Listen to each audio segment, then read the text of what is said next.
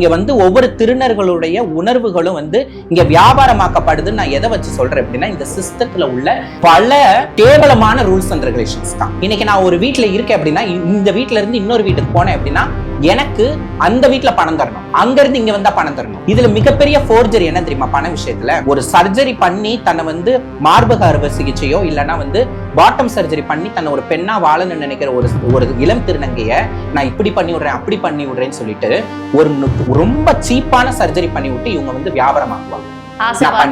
ஆமா, கண்டிப்பா.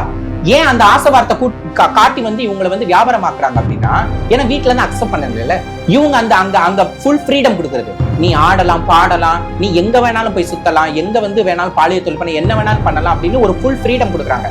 ஆக்சுவலா என்ன பொறுத்த வரைக்கும் அப்பா அம்மாவோட ஆறுதல் இல்லாம, அரவணைப்பு இல்லாம வர்ற ஒரு குழந்தைய தான் இன்னமும் எக்ஸ்ட்ரா கேர் எடுத்து பார்த்துக்கணும். அதை யாருமே பண்றது கிடையாது.